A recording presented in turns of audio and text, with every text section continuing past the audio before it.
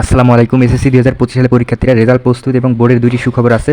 তো দেখো তোমাদের রেজাল্ট কিন্তু এমসিকিউ প্লাস সিকিউটাই দেখো মেশিন আছে, এখানে কিন্তু তারা দুইটা একত্রিত করে ফাইনাল রেজাল্ট কিন্তু প্রস্তুত করে রেখে দিয়েছে।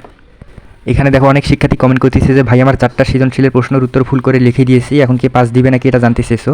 তো আমি বলেছি যে যারা হচ্ছে সৃজনশীল মানে সম্পূর্ণ পাস করার মতো সৃজনশীল লিখে আসছো, সেখানে তোমাদের অবশ্যই গ্রেস নাম্বার দিয়ে পাস করিয়ে দেওয়া হয়েছে। সৃজনশীল যদি ভুলও হয়ে থাকে সেক্ষেত্রে তোমাদের ওখানে 1 বা 2 নাম্বার যদি শর্ট হয় সেক্ষেত্রে দেওয়া হয়েছে। তাই তোমরা যদি পাস করার মতো কিছু লিখে আসো সেক্ষেত্রে তোমরা পাস করবে।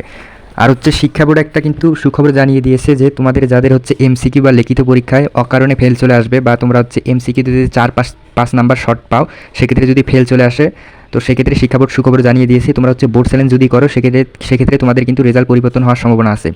এবং যারা লিখিত পরীক্ষায় হচ্ছে খারাপ করবে তারা যদি বোর্ড চ্যালেঞ্জ করে সেক্ষেত্রে রেজাল্ট পরিবর্তন হবে।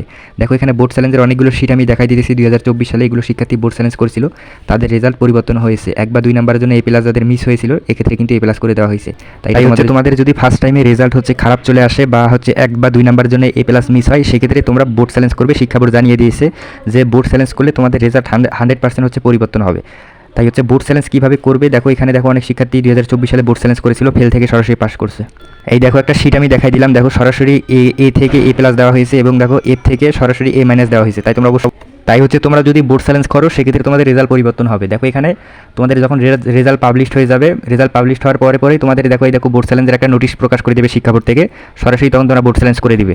রেজাল্ট নিয়ে হচ্ছে দুটো সুখবর জানিয়ে দিয়েছে শিক্ষা বোর্ড, এটা আমি তোমাদেরকে জানাই দিলাম। তো তোমরা অবশ্যই সাবস্ক্রাইব করে রাখবে। আর রেজাল্ট পাবলিশের কিন্তু আর বেশি সময় নাই, তো আমাদের অতি শীঘ্রই রেজাল্টটা পাবলিশ করা হবে। তাই তোমরা অবশ্যই তোমাদের মূল্যবান মতামতটি কমেন্ট করবে।